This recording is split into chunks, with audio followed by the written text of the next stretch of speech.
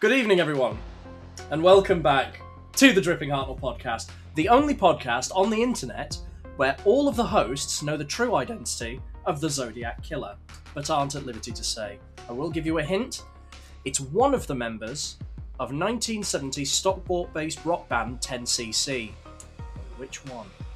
I can't comment. I can't comment at this time. Today, we are going to be talking about the most recent entry from the Doctor Who franchise. The recent spin-off, well, I say recent. No, it's not recent, is it? Because we're very good at putting these out on time. Yes. The somewhat recent spin-off, The War Between In all Land and fairness, Sea, the rest of the world haven't featuring- had it yet. That So is we're true. very early for some But people. featuring a lot of Sea Devils, and Russell Tovey crying. Yes. Yeah. Anyway, Right. what do we think? Yeah, it was alright. The end. I actually really enjoyed it. Yeah, I I, thought it was quite good. I liked it don't- up until episode 3. I don't feel as I don't feel as strongly about it as you may do, but I thought it was all right. For me, it was refreshing though, because like we've been saying in the other episodes of Dripping Hartnell, like especially during the series 15/season 2 review, which is it all just feels the same. Yeah. Christ, we laid into that one, didn't we? But we had, yeah, that's true. We had, even though obviously Russell was overseeing it and it was his idea to do this series, Pete McTighe had been sort of helming it, with Lorne Balfe doing the score. It felt like what Doctor Who, like, because they pitched this as a maturer series, so I was expecting something more like Torchwood Yeah. or Class. Yeah, But even Class had like a bit more going on in terms of maturity than this did. This sort of felt like what we could be aiming Doctor Who to be. Yeah. And that's Yeah. kind of where what I enjoyed about it was we were finally seeing Doctor Who in a kind of a sort of, maybe I don't want to say grown up fashion, but it's the only word I can think of right now. It feels like it's taking itself seriously. Yeah. With yeah, all of Doctor Who thus far in the well, this is the thing, since we last recorded, Disney have since dropped Doctor Who. Or BBC are now sorting through a new streaming partner. But since the Disney era very much felt like they were aiming for a much younger audience, and this particular series feels like this is what you could have done with Doctor Who. Like, you can have high stakes and have action without being like, I mean, this whole thing about the sonic screwdriver being a gun and all this sort of stuff. Davros can't be Davros or be in his Dalek chair because it makes fun of disabled people. All of that sort of stuff, which most people, including the groups of people who are aimed to be protected by these changes, are just as confused. War Between Land and Sea felt like it wasn't trying to like do any of that. It was just telling a story. Yeah. Like, there were gunfires and people being shot and killed. Obviously, there's a bit more blood on show because, again, it is aimed to be a maturer series. But this is Yeah. what Doctor Who should be for a family audience, really, in terms of the maturity of the stories that are being told. I really enjoyed, and this is the thing. A lot of people, I mean, obviously, I think before we go any further, it should be made known. I mean, it's going to be spoilers ahead. We're discussing the whole series, but Yeah. the grace period's over. Yeah, it really is. But I do not understand when people say that they don't care or know Colonel Ibrahim. Yeah. When they go, don't even know who he is, I'm like, well, you aren't watching then. Like, you weren't actually watching properly.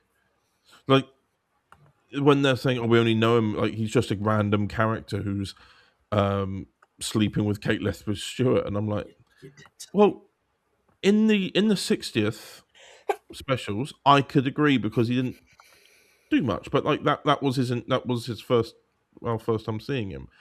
And I remember I had a conversation with a couple But it's of also people. like the people who. Hmm? Yeah, I know exactly what you're Yeah, going to say. I was chatting with a couple of people. It's like the people saying that. Yeah. It's the people saying that. Oh, I didn't even know that was his name. Yeah. Somebody went, I don't even know his name, and I'm like, it's his first line. Yeah, his first line is, "My name is Colonel Ibrahim, Unit Squad 5."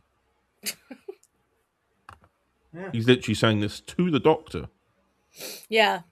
It's his first line, and people don't remember him. And they and a lot of people have tried to. I don't want to get too political about it, but a lot of people have kind of tried to bring culture and race into how the character's been poorly done. But I would argue that the fact that nobody can remember him or think he has actually done anything of worth is a problem in itself, anyway. Yeah. But a lot of people who claimed that relationship was out of the blue. I mean, you just had to watch Lucky Day. Yeah. You can watch Lucky Day. In fact, you can see the blossoms of it in Empire of Death when they hold hands. In fact, when people, the same people who say that this relationship came out of nowhere, were more annoyed at Kate holding his hand in Empire of Death. And I think personally that was probably the beginning of the relationship.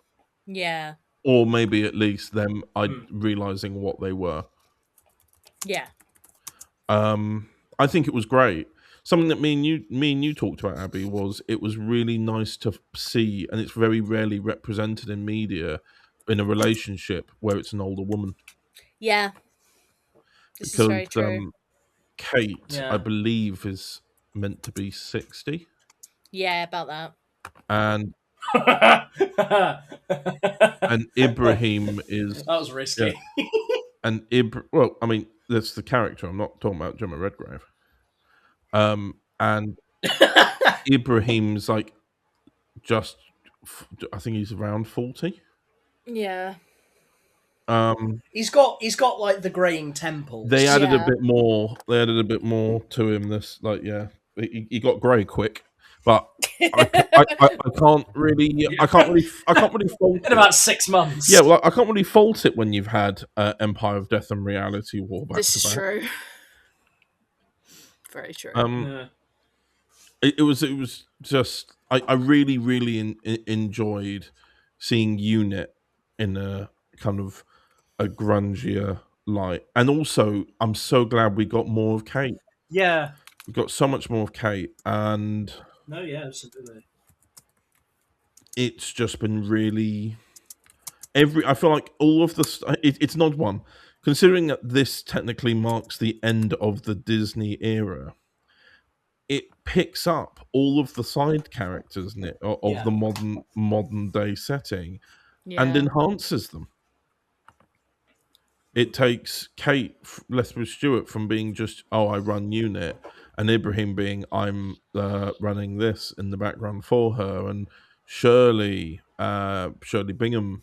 I think Shirley, I've rewatched a bit of War Between Land and Sea over the last week or two in preparation for this, and there's a part where Shirley becomes head of Unit for about 15 minutes of episode 4. I do like Shirley. Yeah. like there's a point where people think Kate might be dead, and the underwater conference meeting of like every sea creature ever has gone horribly wrong, and everyone's presumed dead. Shirley turns around, immediately just assumes command of unit, and it just felt really. It felt like there was a lot more weight and consequence in this series, which I don't feel like Doctor Who has ever got the courage to take. Yeah. Um, I do like the fact that they showed, like, later on in the series, as we're talking about Gemma Redgrave, Yeah. I do like the fact that they showed that she was trying not to PTSD. Well, this is the thing. Yeah, I mean, she ends up. Well, she's got it by the end of it. I love the therapy session bit. I Yeah. loved the therapy session bit, and she's like, "I know what I've got. I've got PTSD. Just like there's nothing you can do about it. Just why am I here? Sort of thing. I've got a job to do." It's so Kate Lethbridge Stewart. Well, I think it is also just so Lethbridge Stewart, if you know what I mean. Yeah. Like, she's not going to be. She doesn't want to be knocked down by this. She wants to get back up and fight. And meanwhile, she's being told, "No, sorry, you're broken now. You got to step down and let someone else take you over." And she's like, "I beg your pardon." Yeah. She's hoping, like, and that's the thing that there was. I mean, I've rewatched it, and there is still a bit of unease I have about the viciousness that she displayed in the last episode. Yeah. Where she threatens the therapist's families. It's a little bit out of the blue.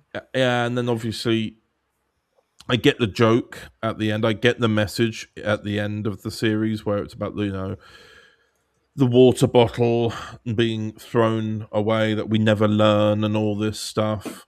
But what was it you were saying, Abby, that she would have just got like immediately stood down for putting... Oh yeah, she pulled a weapon out in front of a civilian. For pulling a gun on a civvy. Literally. Like... That'll be the next thing. Kate's been stood down. Like, that is something that she wouldn't... Like, PTSD or not, she would know, no, that's not a thing that you're supposed to do. No. Yeah. Especially as commander-in-chief of a military organisation. The thing is, if she's not doesn't appear in the next series, it's not because of the PTSD, it's because of that. Well, this is what's going to be interesting. Why? Yeah. She's been sacked. She's been sacked. Oh, why? What does she do? Pull a gun out on someone throwing a bottle at the beach. Fair. One thing I wish this series did more of, and I can understand to an extent why they didn't, because of the fallout of the reality war. I wish they had branded this more to mention that it was a spin-off of Doctor Who. I understand why they didn't. Yeah. Because reality war just happened and that went bad. That they were like, no, this is just something else. See, I reckon they should have done War Between the Land and Sea as the tagline, and then just called it Unit War Between the Land and Sea, because then if they had the ability to do another spin-off, they can still do a Unit spin-off and just do a different story, like they did with like the Torchwood stuff, Children of Earth and all that stuff. Yeah, true. I feel like it was one of those things where the main characters aren't Unit, really. It's Barclay and Salt. Yeah. And they're there. Unit are there to kind of fulfill the role of the Doctor in a way. So! Yeah. Not just Salt. I really enjoyed the soundtrack as well. Yes. It was just nice to have an original soundtrack that felt very specifically fitted to this. I would happily take Lorne Balfour's next Who composer. It's not what a lot of people have been saying. Yeah, and I think he's said that he's open to it as well. It just depends on where we go next, I suppose. I think I mean, I was kind of apprehensive to Murray Gold coming back from the beginning anyway, because I didn't mind you the know idea if of you it being listen, for the 60th at first. yeah, it's but for the series as a whole, I feel it was I wasn't super crazy about the idea because I mean if you just watch like from 2005 to 2017 towards the end a lot of stuff gets reused. Yeah. Like so it's I think it's so it was very much like it was sort of inevitable that was just going to keep happening. Yeah. I mean, I like some of the stuff that we got. I think 15's theme was brilliant. But, it's like... Because, see, this is my problem with Who at the minute. We're doing too much dwelling on the past. There's too much member berries going on. Mm. And I'm, like... I think we need to just we need to stop doing that and just look forward. No, I agree. That, because that is the whole point of Doctor Who. It's constantly changing and evolving. If we keep just going backwards, we're just gonna, we're gonna stagnate.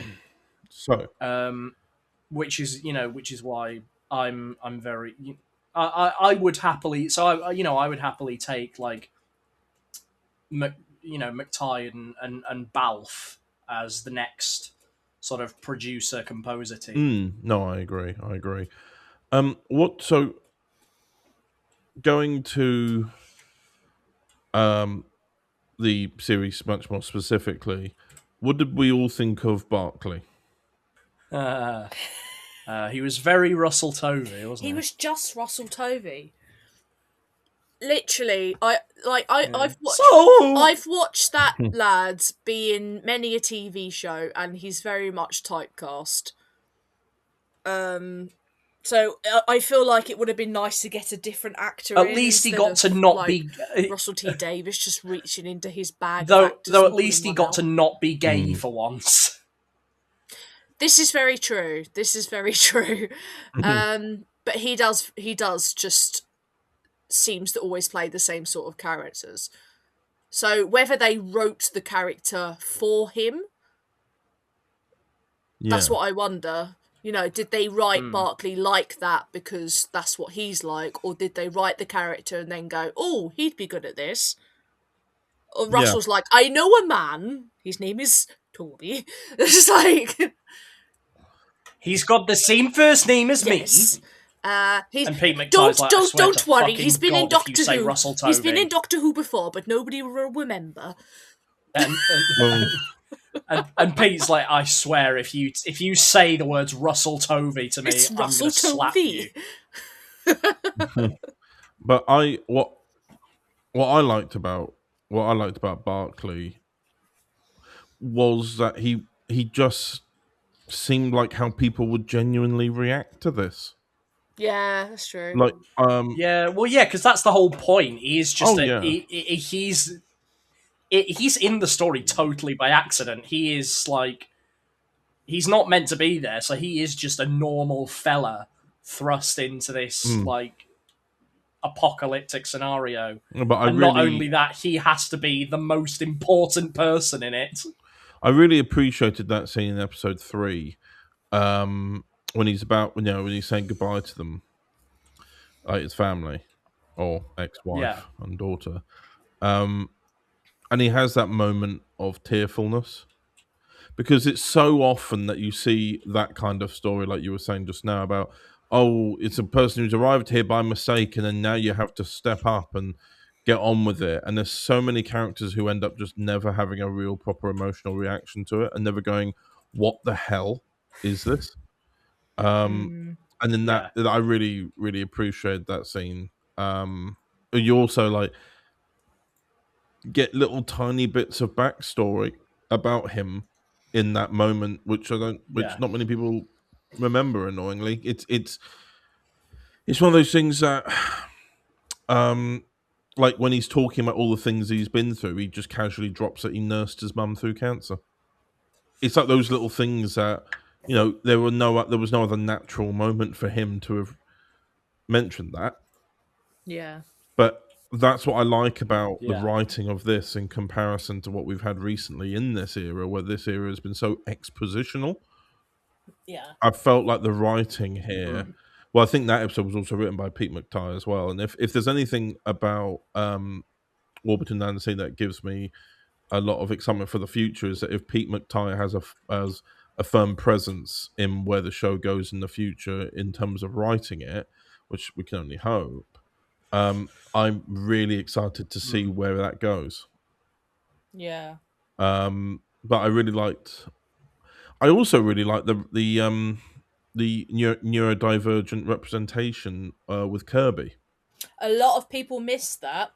Yeah, how during the plastic apocalypse sequence, she's wearing ear defenders. Yeah. Which is Because a lot of people were saying about the tonal switch in her. Yeah. And a lot of people were saying, oh, why does she suddenly switch characters? And it's like, well, if she's autistic, she's mirroring what she's seeing.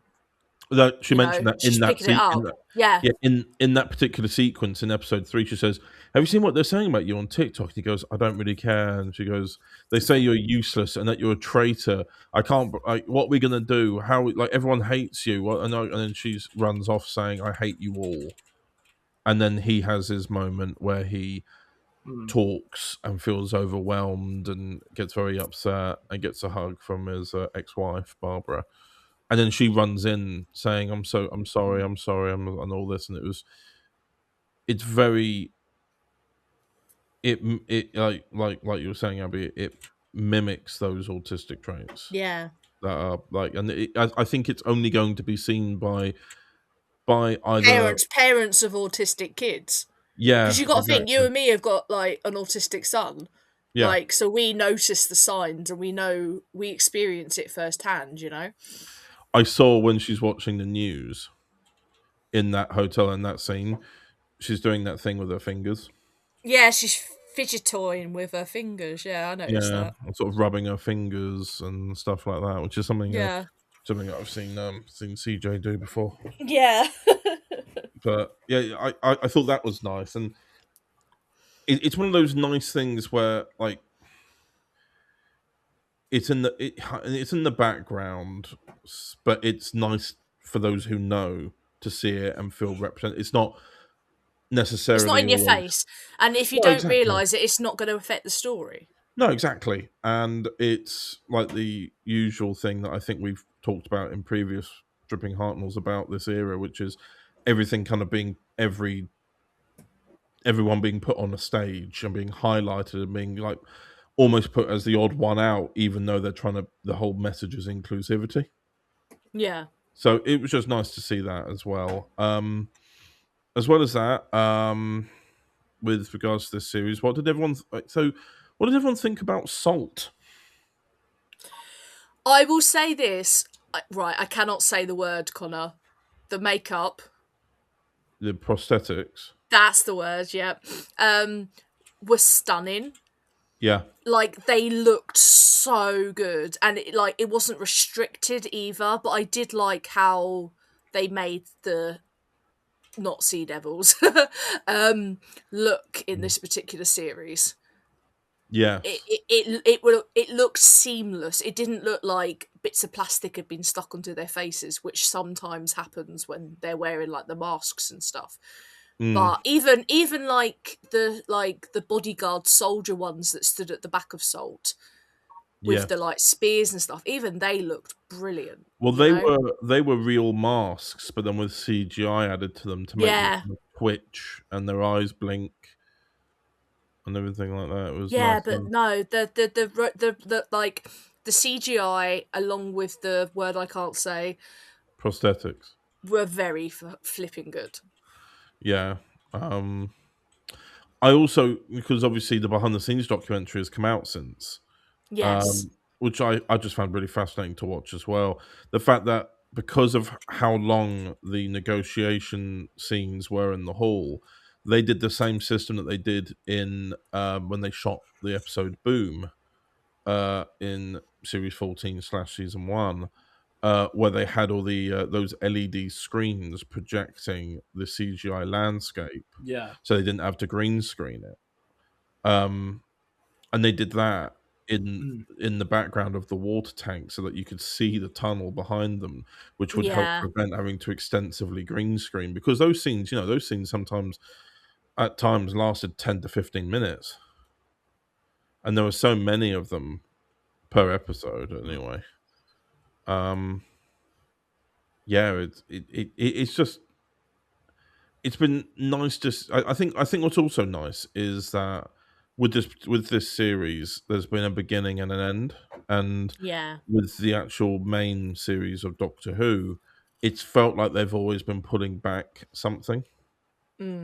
Like there's something not quite resolved. Yeah. Like we've had like the whole stuff in the reality war with the Rani. Okay, well that one died, but the other one left. So what happens now? Does that become a new one, or? But then we know the 14th Doctor becomes the 15th Doctor, even though they're separate. Like, you know what I mean? There's too many questions there. Yeah. Whereas here, I felt like there were questions. Don't get me wrong, but it felt more complete. Like, what did everyone think about how the ending was done? How there was the accord, and Barclay essentially abandons his human life to go. I'm not a fan of how it just sort of happens. Yeah. Like, I think there should have been a bit more to it, because it does just sort of occur, and then that's it, and then it's over. The credits roll, and then Kate Stewart does something that would cost her career. I would have paced it. So much. Like my version of the ending of this, I would have paced it much smoother and slower, I feel. Yeah, it did feel rushed. I would have had the cliffhanger to episode 4 being all of the Homo Aqua bodies washing up. I would have had that be the cliffhanger of episode 4. Yeah. I would have cut down how long they were in hiding for. I would have had it been that they'd actually like locked her up somewhere, and then that's when they'd injected Barclay with this virus, because they knew he'd try and break them out. Or there's like a well, I mean, there was technically still a whistleblower, but I would have had it happen earlier, and then I would have had it that he didn't free her earlier. He would have freed her later. Yeah. And then, of course, he would have like kissed her goodbye or something like that, and they would have gone off. And I don't know, like either way, he could have been captured. She could have gotten away, and then thus spread the virus. Still, because I also before watching the first 2 episodes of this series, because obviously when it's come out on BBC One, it came out 2 episodes a night, and then the finale came out just singularly on the 3rd week. The Sea Devils Redux got made, but it was edited in the style. It was edited in the style of War Between the Land and the Sea. I bring this up here because I don't feel like that particular release deserves an entire podcast about it, because it was a lot of it was because it is just the Sea Devils but shorter. There's nothing added on to it. I think there was a one line that is added saying the words "the war between the land and the sea," where a Sea Devil says it, but in the original it wasn't said. It was just there for the sake of acting as a prequel episode to this. Yeah. It doesn't have a Doctor Who title sequence in it. It opens like a 1970s version of the title sequence for War Between Land and the Sea. I saw a lot of people complain about that as well, and say this wasn't Doctor Who, and I'm like, no, it was the Sea Devils. It was a prequel. This is your context. for who they are and how people have met them before. And speaking of connections, how do we all feel about, because a lot of, Russell T Davies had mentioned how you could watch Tortured Children of Earth first as a 5-parter and then this as almost like a sequel story.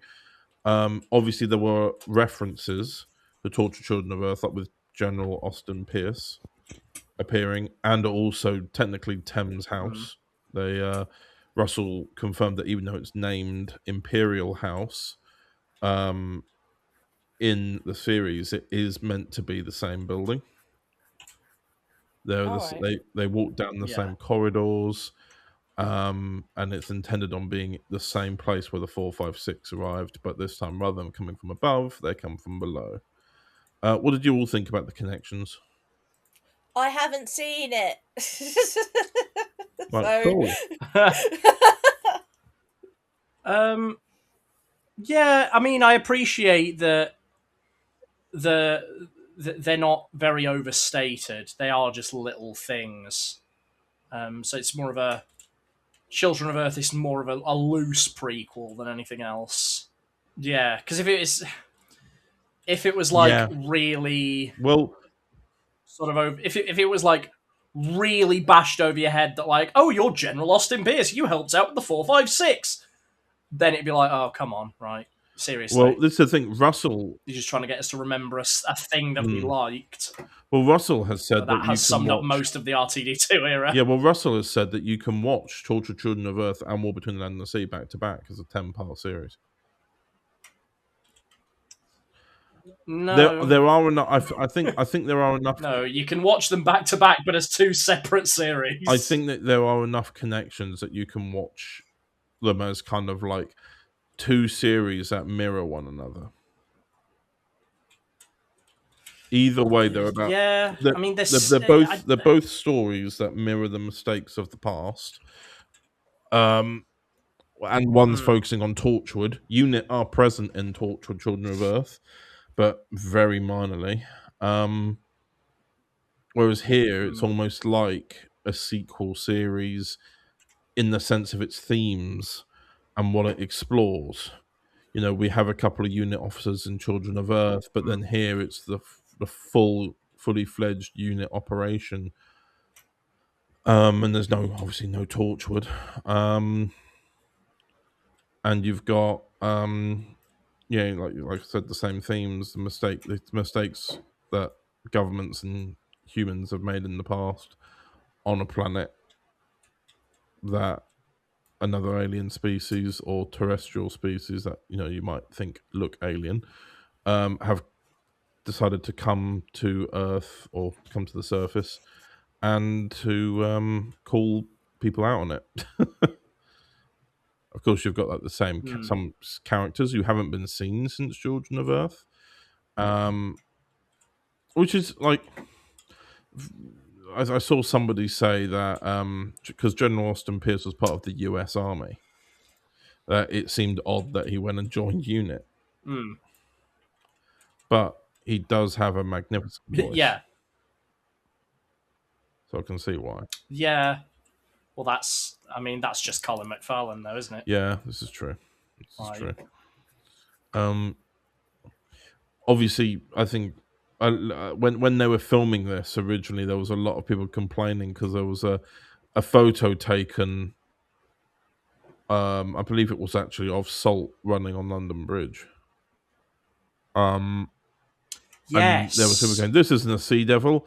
Oh, and all this, and then it's been thus revealed since that sea devils are their own breed of Homo aqua. And we've seen this confirmed. So it's a different subspecies. Yeah, exactly. And we've seen this we've seen this confirmed, but only if you look very closely. At the end of episode 3, when Barclay and the unit personnel arrive in the It was the Mariana Trench, wasn't it? I think so. Yes, it was. Yeah. Yeah, when they Mariana Trench, the deepest plot of sea. Yeah, so when you got to see all of the Homo aqua species, stood there, there was a glimpse of the Sea Devils from Legend of the Sea Devils. I believe they were still dressed as pirates as well, Yes. which was nice. They're still pirates at heart. So it was nice to have them there as a nice Still little cameo. pirates at heart. And then regarding, obviously we talked about Kate. Abby, you were saying about how much you liked how Shirley Bingham had more character in this. Yes. I say you can tell she's been there for a while because she knows that Kate needs that support, even if Kate won't admit that she needs like her to step up, so to speak. Mm. You know, she knows the ins and outs of UNIT. I need to Torchwood then. She knows the in and outs of UNIT. So she probably would be capable of running it, but Kate would never let her. But I say it was just nice to see her have a bit more character, because obviously when she's been in Who, she's kind of just been that person that's had one or two lines in a scene. Yeah, but I would love to see her come back, because I would like to know a little bit more about her. But it was just she was very underused in Who, I feel. Yeah, I'm hopeful that the casting of these characters at UNIT remain consistent, because obviously I was just thinking about how we have no idea where Osgood is still to this day. Osgood, I don't think's appeared in an episode of Doctor Who since. Oh yeah, they've never explained it. She's busy doing stuff with Big Finish, and that's about it. In my head canon, when they moved UNIT to the She's other been kidnapped building, by Nicholas Briggs. No, when they moved UNIT to the other building, they kept her at the tower. Yeah, I mean, obviously we don't know. We don't know that, but that's like my inner head canon. Like that's my explanation that she's not there. Yeah. Well, even then, it's kind of brought. She's still at the Tower of London. Well, yeah. The other Tower of London, I think, got closed from being UNIT. It would be the UNIT Tower, wouldn't it? Or did it? Well, yeah, it was said that it did. Or did it? Oh. But even then, there is the discussion that the real Osgood could have already have died, and we've seen her die. Yeah. Because in the Zygon two-parter in Series 9, there is a version that one of the Osgoods gets killed. Yeah. And it's not explained if that's the Zygon version or the human version, and that's made very much the point. Now, at the end of it, there are another two Osgoods. But we don't know if one of them's Zygon Osgood or not. We don't know if one of them's human. They could both be Zygons as Osgood because they don't know. This is true. But it's not just Osgood that's disappeared. I can't remember the lad's name on the bike thing. What's his name? The lad on the bike. The bike thing? He was the scientific advisor for like one episode. And then you're talking about Empire of Death? Yes. What's his name? He's not. He was there only because the actress who played Shirley couldn't be there. But I feel like they should. You mean Morris? Morris, that's the one. Maurice Gibbons. I feel like they should have still had a throwaway line. Like. What, in this series? Yeah. They did. Did they? Yeah, Morris got mentioned. I missed that. I stand corrected. I'm the only one who watched this. No, you're not. People don't know who Ibrahim's name is. I do. Nobody heard Morris get mentioned. What other UNIT people have just appeared and disappeared? What's Sullivan? Lee Evans' character? UNIT? Yes, Malcolm. Oh, Malcolm. Malcolm got a mention in Day of the Doctor. Not Malcolm Tucker. Not Malcolm Tucker. No. Malcolm got a mention in Day of the Doctor. He did. So showed he was around then. He hasn't got a mention since then. And neither has Osgood, obviously, had a mention in this current era either. but Morris got a mention when Kate was in the middle of mourning, Oh. and it was mentioned that could you get Morris to look at this, please? That's all it was. Ah. But Nice. me being the continuity brain. You're like, it has a little tick box sheet. It's like, Yeah. right, tick. All right, we know Morris is involved, just doesn't need to be seen. I tell you another scene that I loved the way they shot it. Yeah. It was when Colonel Ibrahim got shot. Mm. I loved how the cinematography, is that the right word? Mm. Yeah. I loved how they've done that. And, you know, like, towards the end when Kate, like, held up her hand and, like, the red light was, like, on her palm, it just looks so cool. I think there's... Mm. It's quite a salmon. I know that I talked about it a lot when it initially came out, but what was it? I literally called that this was all going to happen, didn't I? Yeah. I called it Yeah. all. I literally said, because the preview clip, I think, for episode 2 came out, and it was when she wouldn't sleep or go anywhere, and he held her hand. They made it look like it was her. Everybody thought she was going to be killed, didn't Everybody but me. But that scene when she's like trying to keep him alive and she's like all getting covered in his blood was the best acting we have seen from Caitlin for sure. It was heartbreaking. It was so nice. This is the thing I said about Kate is she can't die because she never switches off. This is true. Meanwhile, Ibrahim wants her to, which means he can switch off, and he does in that scene. He switches on enough to jump and take the bullet. But it's the fact that, you know, he said he asks her, please, can you just stop working? Can you just, like, let's spend some time together? Let's, just stop thinking about work. And her words are, I don't think I know how. Yeah.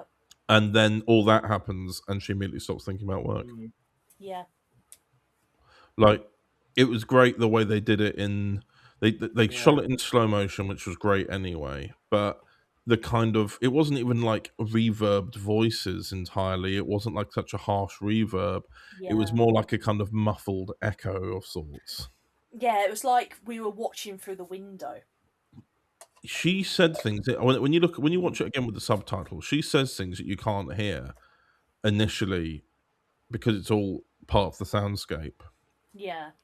But a lot of the things she said as he was dying just broke my heart. Because she was gone from being so kind of like stone-faced, kind of I'm working, to only really being able to have a moment like that moment when she's watching out her window, and I think it was episode 2, and he sort of holds her while she's stressed out. I thought that was a lovely scene, and it was able to get her to kind of chill out, and then they have little kiss.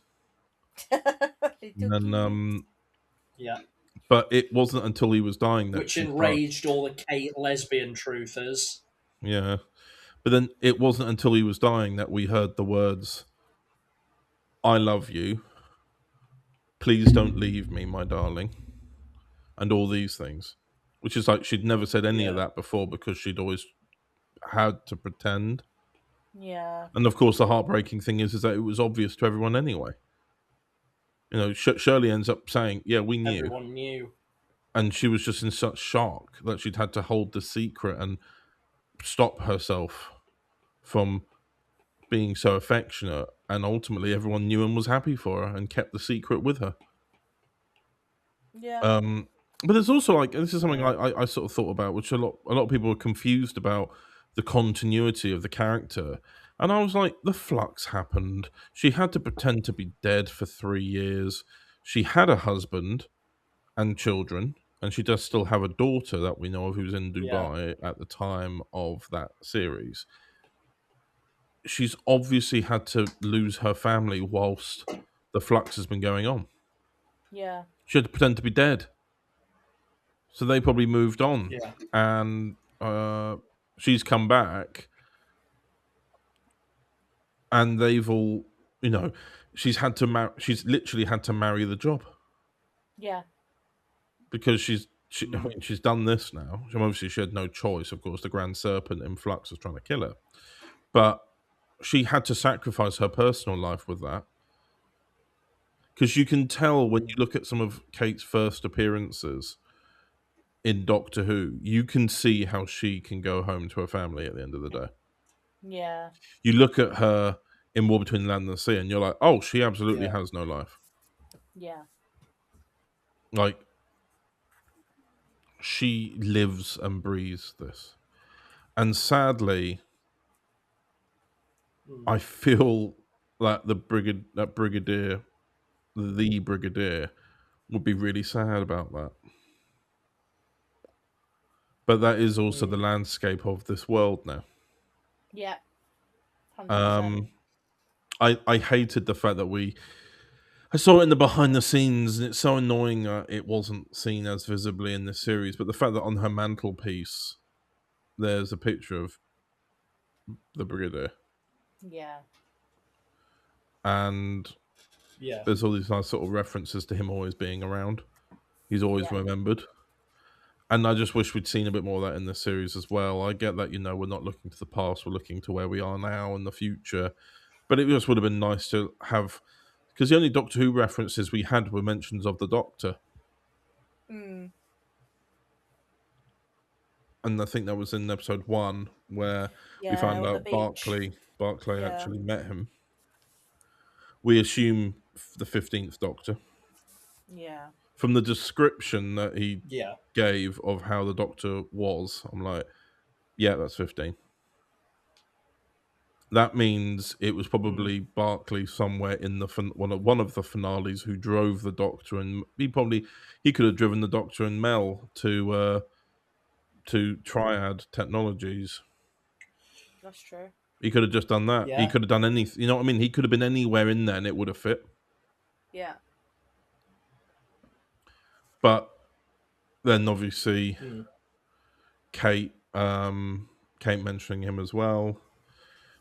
Which was also the fact that this is another thing that mirrors Tortured Children of Earth. Obviously, Abby, you've not seen it, but there's a scene where Gwen Cooper from Torture is recording something on a camcorder in Children of Earth and talks about the Doctor and says sometimes he doesn't show up and sometimes he doesn't save the day, and sometimes he must look at us and turn away in shame for what we've done to ourselves. And that's what I mean when I say I can understand how this is almost a sequel series. There are so many recurring themes. Yeah. But I think it's good that it recurs because it's reinforcing that we're not in a perfect world. Because you can look at Torchwood and the Hooniverse back then and think, oh, well, yeah, since then the Doctor's done all this and, things are bound to be different now. And you're like, nope. No, not at all.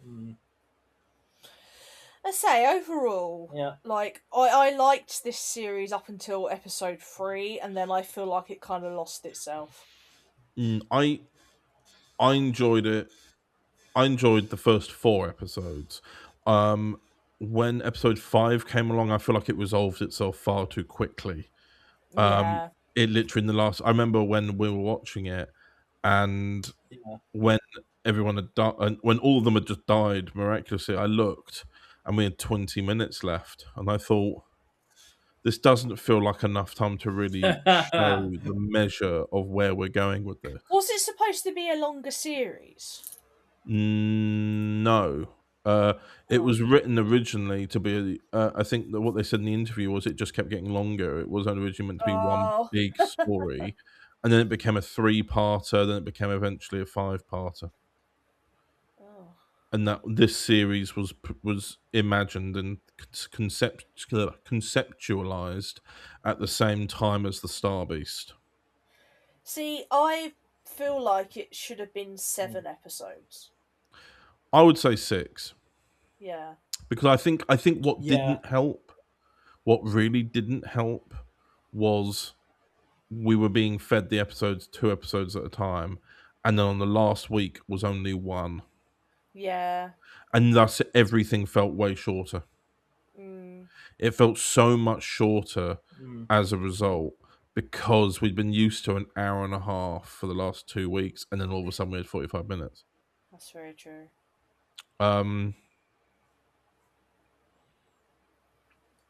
Yeah. I will say this as well. Salt, I think Salt's great, but I really like Tide as well. Yeah. Yeah. I would have liked to have seen this Yeah. rust concept, the weapon, be used somewhere. Mm. I would have liked to have seen it used somewhere and referenced as being a test firing to show the humans their capabilities. Yeah. Instead, he just disintegrated his staff. I was like, you should have done it to a table nearby, or do it to Yeah. something that a human is interacting with to He showcase broke his the own danger. thing. Yeah. He broke his own weapon to demonstrate how he was. He broke his own weapon to tell everyone how dangerous he was. Fair. But I really liked the kind of Yeah. like when you look at I mean that's the thing as well. I really like the differences between Salt and Tide, and I especially love the accent differences between the actor who played Tide and Tide himself. The voices just do not like. He's a behind the proper scenes. Cockney lad, isn't he? Yeah, All and I'm right, like, mate. what? I'm a sea Yeah, devil, with it. yeah, it's literally that, and I'm like, oh wow, yeah, fair enough. But I'll tell you overall, another thing I yeah, didn't enjoy though. You know, oh towards the end of the last episode, when yeah, they were showing how all the like diplomats got killed, oh yes, that felt really out of place. Where I they put it. I would have had it where she gave that warning, and we. This is what I mean when I say it all happened too quickly, because if we'd had it be, we could have had it been the finale be a little bit more paranoia again. How, like, at the first scene could have been that scene where Salt explains all these things, and then says water will come for you, and it Yeah. makes all the people who are involved paranoid, and then they have to stop like a second wave of this virus to try and somebody goes, yeah, let's wipe out the rest of them because they still want to attack. They're claiming their victims, because there are definitely people out there who are like that. We just didn't see it in the story. Yeah. They were like, no, let's kill them all. They're still threatening us. Would have been like that. And then it could have, or the alternate one I had was, if you have to keep it the same, I would have edited it differently, where when Russell Tovey swims off with Salt at the end, Kate turns and walks down the beach and gets a phone call from Shirley and says, yes, Shirley, I'm on my way back now. And Shirley goes, I've just got to let you know, Mum, we've just had reports of 3 deaths. Yeah. And it's like, you could say that obviously the Prime Minister still dies in the shower, but you could have had those 2 other characters, the generals, die in the car trying to leave London after the event. Yeah. Yeah, they're in the airport ready to leave, or they're in their car being ready to be leaving London when the whole thing flooded with water. Like, Yeah. you could have had a very cold ending there. That even though, Russell Tovey and Salt went off together, have a cold ending that they've gone off and they've left, but we're still here. Yeah. You could have also still had the thing of, I would have had it be more of a colder, sharper ending, where that guy dropped the bottle and Kate says, excuse me, man, you're going to pick that up? And he just goes, no. And he just carries on running, and she stood there looking just terrified at that idea that they've not learned anything. I would have had it be that instead. I would have had it have been something completely different, where rather than her aiming weapons and all that, I would have had it have been that she has this realization that we've learned nothing. Yeah. I think that would have been a really I think that would have been a really interesting ending. It would have been a sharper end. It would have been a sharper ending and less gimmicky. But yeah. Some would go Overall, though, I know that I do think there were still some teething issues with it, but in comparison to how my relationship with Doctor Who has been as of late, I really, really, really loved it, and it has got a very special place in my heart, despite the flaws it has. It just feels like something that something complete, whereas with the show itself, we've got all these storylines that have been started that we have no idea if they're ever going to be finished. And that's a shame. I hope they are resolved, but the problem is we're in a limbo with that. And whereas War Between the Land and the Sea felt like something final, it had a finality to it, and thus it had an ending, and thus we could say, yeah, the Whoniverse continues, but this is where this particular story ends. So, what did you all think in the end? Were you happy with the series overall, or like, what do you think? Overall, I thought it was pretty good. Yeah, I think the ending was quite rushed, but other than that, I didn't really mind it. Yeah, it was pretty decent. It's like you were saying, it was definitely better paced than Who currently is. So hopefully that's where Who will head towards in the future. Indeed, and yeah, I believe that's everything, isn't it? Yeah. So yeah, thank you all very much for listening. Sumner, did you want to take us out? Yes, thank you everyone very much for listening. Yes. To this. Yes. It was a bit of a different format this time because obviously it was all one continuous story. It didn't make much sense to do it episodically, but nonetheless, we hope you've enjoyed. And our challenge for the for this episode for you all is see how many times the name Deborah appears in the entire King James Bible. That's your challenge. Comment down below.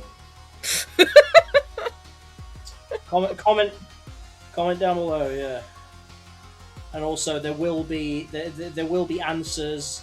There will be an answer in the next podcast. So, though it may be a while before you get the answer because we're terrible. Well, there we go. Bye. Bye. Bye.